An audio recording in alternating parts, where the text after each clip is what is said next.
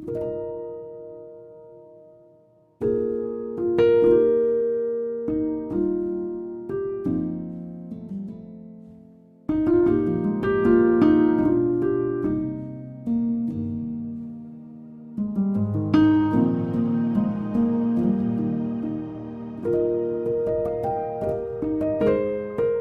समझा है तो सिर धर पाओ और बहुर नीरे ऐसा दाओ।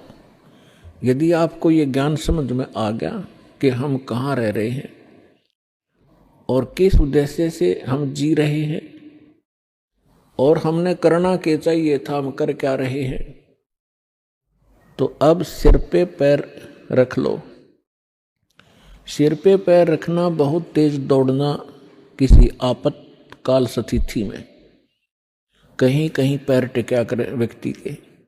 तो अब आपको ऐसा समय मिला है कि इस समय रहते रहते आप अपना कर्म बना गए तो मोक्ष प्राप्त हो जाएगा, सदा के लिए झंझट मिट जाएगा। आप इस लोक में रह रहे हो, आपके बच्चे आपको कितने प्रिय हैं, आपके माता पिता आपको कितने प्रिय हैं, आपके पति पत्नी भाई बहन आपको कितने प्रिय हैं।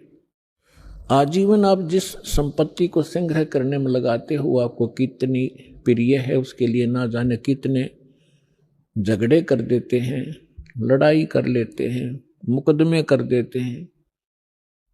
तो ये कितनी अच्छी वस्तु है जिसको आप इतना लगाव रखते हो,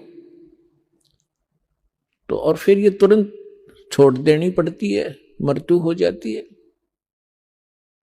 ये क्या कारण है? जब आपका ये कारण समझ में आओगा तब आपकी रुचि बनेगी परमात्मा के पाने में और सतलोक जाने की। अन्यथा ठीक है, जैसा करोगे अन्य कहीं आपको ऐसा स्थान नहीं मिलेगा जहां आपकी भक्ति शास्त्र अनुकूल हो। और शास्त्र अनुकूल साधना करने से आपके इतने शुभ संस्कार बन जाएंगे, यदि पार नहीं हुए तो आप ना जाने कितनी बार तो देवता बनोगे इस भक्ति से। इतनी महत्वपूर्ण भक्ति है, इतनी कीमती है, इसकी इतनी वैल्यू है। और ना जाने कितनी बार पृथ्वी के राजा भी बन जाओगे अपने ही पुण्य कर्मों से। और फिर उससे भी अधिक आप फिर कुत्ते गधे सुअर भी बनोगे। तो इस झंझट से छूटने का, इससे छुटकारा पाने का अब समय आ गया है। अब इसको चूकना नहीं है।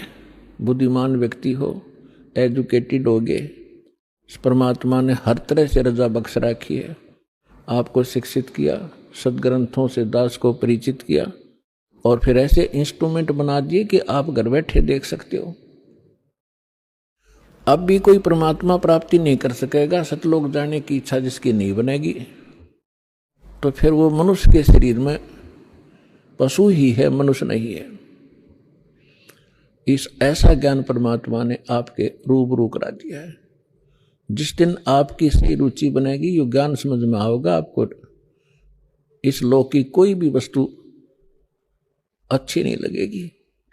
इंद्र दा राज काग दा बेष्टा, स्वर्ग के राजा की गद्दी भी आपको ऐसी बुरी दिखाई देगी जैसे काग की बींट होती है, टट्टी होती है।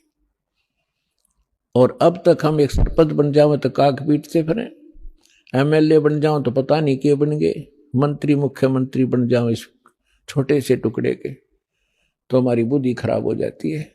इस ज्ञान से सेटिंग होगी, यहां से इच्छा हटेगी। आपने देखे होंगे मुख्यमंत्री हेलीकॉप्टर से जा रहे थे, आगे उनके स्वागत के लिए माला लिए खड़े थे, रास्ते में क्रैश हो गया हेलीकॉप्टर और उस भगत जी के हट भी ना पाए कि 3 दिन तक। तो खाक है यह जीवन। तो आपने गहराई से सोचना पड़ेगा। ये कोई डूम बाट के गीत नहीं है, परमात्मा का बता आध्यात्मिक मार्ग है। और परमात्मा कहते हैं ये कहन सुन की बात नहीं है, ये कर पाड़ने की। पुण्यात्माओं, आपको आज के सत्संग में सुबह सुनाया था कि परमात्मा स्वयं आते हैं यथार्थ ज्ञान बताने के लिए और अपनी प्यारी आत्माओं को, अच्छी आत्माओं को मिलते हैं गोता मारूं स्वर्ग में जा बैठूं पाताल, गरीब दास ढूंढता फिरूं अपने हीरे मोती लाल। कबीर साहब गरीबदास साहिब जी को मिले, सतलोक में लेकर गए, जहां से हम आए हैं, जहां हमारा निज स्थान है, जहां हमारे पिता रहते हैं। और वो प्रेम पिता फिर वापस छोड़ के गए उनको इस पृथ्वी पर। आंखों देखा वो वहां का नजारा, वो दृश्य, सारा दृश्य, और परमात्मा से प्राप्त उस ज्ञान से परिचित होने के बाद परमेश्वर ये कह रहे थे, गोता मारूं स्वर्ग में जा बैठूं पाताल, गरीब दास मैं ढूंढता फिरूं अपने हीरे मोती लाल। आप उस परमात्मा के वो हो हीरे और मोती, यानी बहुत ही प्रिय आत्मा हो। आप तक परमात्मा ने किसी भी माध्यम से संदेश पहुंचाया है और अपनी शरण में लिया है। आप वो पुण्यात्मा हैं। अब जब परमात्मा यहां आए हुए थे, घर घर डोला करते थे, कहीं भी चौराहे पर खड़े हो जाते थे, एक तारा लेके अपनी अमृत वाणी को सुनाया करते थे।